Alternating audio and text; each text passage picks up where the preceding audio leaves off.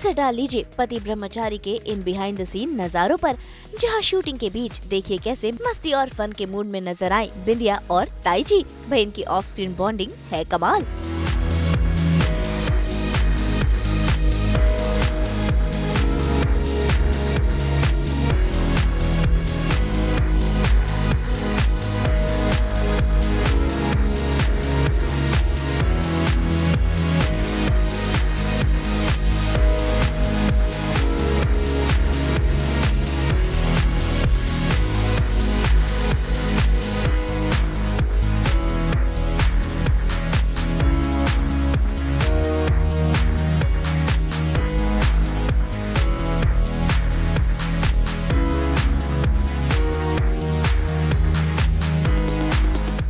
Actually मैं एक बात कहना चाहूँगी कि काव्या और रिया जिस तरह से ताई जी के दिल के करीब हैं, तो उनको थोड़ी भी चोट लग जाए तो मेरे लिए बड़ी बात होती है।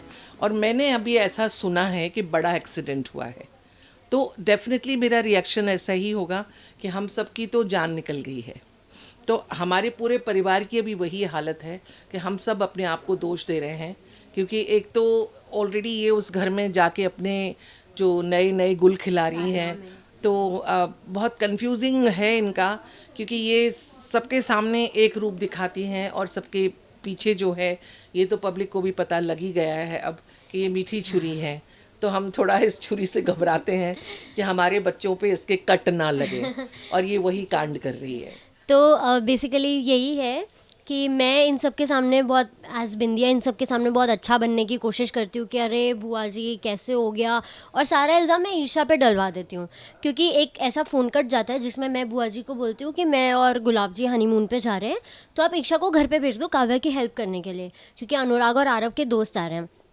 तो जितना हमें पता है कि वो किचन वाले सीक्वेंस में कुछ ऐसा होता है कि ईशा काव्या को अकेले छोड़ के भाग जाती है, और फिर मैं ऐसा बोलती हूँ कि अपना काम करो, तो काव्या जल जाती है। और फिर मैं जब हॉस्पिटल में आती हूँ तो मैं एकदम बेचारी बन जाती हूँ कि अरे क्या हो गया मेरी बेचारी काव्या बहू के साथ, ताकि मैं बुआ जी का ट्रस्ट जीत सकूँ और सब लोग मेरे लिए अच्छा सोच सकें, और उसके बाद मैं ईशा को मात दे सकूँ।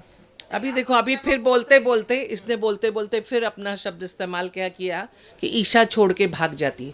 ईशा छोड़ के भागती नहीं है, ईशा अपना काम करती है। ईशा हमेशा बड़ों का कहना मानती है। वही मैंने अभी कहा ना कि मुझे अपने बच्चों को लेके इतना ज़्यादा मैं पॉजिटिव हूँ कि उनको ये अच्छी है, लेकिन अगर धक्का मारेगी तो मुझे ये बहुत कटखनी लगेगी, लाइक दैट। तो ईशा का मतलब ऐसा नहीं है, लेकिन बार बार मुझे कन्फ्यूज़न होते हैं कि ये बाहर वाली है, मे भी ये इसकी गलतियों की वजह से, इसकी बेवकूफ़ियों की वजह से। अरविंद जी भी अपने आप को ही गिल्ट में डाले हुए करेक्ट, और जी जी, मैं एक अच्छा बाप नहीं बन पाए, क्योंकि उन्होंने ईशा को भेजा ना, ईशा ने उनका कहना माना। तो इस तरह की कुछ घटनाएं होती हैं, फेरबदल होता है कि स्कैंडल हो जाता है एक तरीके से। कहानी में बड़ा दम होता है, कहानी के किरदारों में बड़ा दम होता है, और जो हमारे राइटर होते हैं, इसीलिए कहते हैं ना कि एक वर्ल्ड है कहानी का जहाँ बहुत कुछ इमेजिन किया जाता है, करवाया जाता है। तो पब्लिक के लिए ये बस एक ही मैसेज है कि अगर नाटक नहीं होगा तो मज़ा नहीं आएगा, और नाटक होगा तो इसका मतलब ये नहीं कि रुक जाएगी कहानी, कहानी तो आगे चलेगी।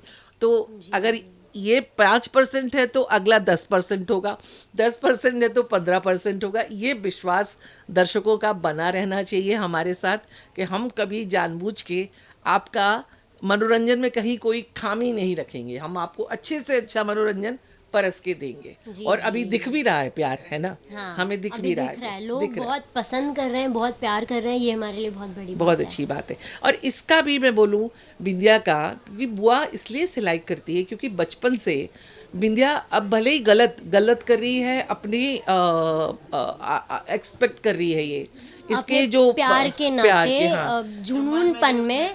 करेक्ट। हाँ। तो सरला जी को ये पता है कि ये लड़की दिल से इस घर की बहू बनना चाहती थी, मैं भी दिल से इसे अपने घर की बहू बनाना चाहती थी। तो बेसिकली ये गलत नहीं थी, लेकिन गलत हो गई अपने प्यार के चक्कर में। तो वो जो है वो एक एहसास मुझे हमेशा होता है, क्योंकि मेरी भतीजी है, मेरे भाई की बेटी है।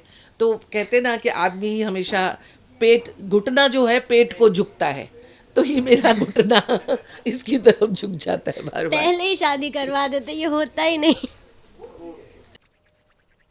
हम तो लेकर आते ही हैं आपके लिए 24/7 एंटरटेनमेंट की गर्माहट। तो अगर आपको ये वीडियो पसंद आया है आप इसे लाइक करें, कमेंट देके अपनी राय ज़रूर दें। ऐसे ही एक्सक्लूसिव कंटेंट के लिए हमारे चैनल को सब्सक्राइब ज़रूर करें। अगर आप यही वीडियो फेसबुक पर देख रहे हैं तो हमारे फेसबुक पेज को भी लाइक करें। नाम तो आप सब जानते ही हैं, सास बहू और बेटियाँ, जहाँ हम लेकर आते हैं आपके लिए नॉन स्टॉप एंटरटेनमेंट की गुड न्यूज़।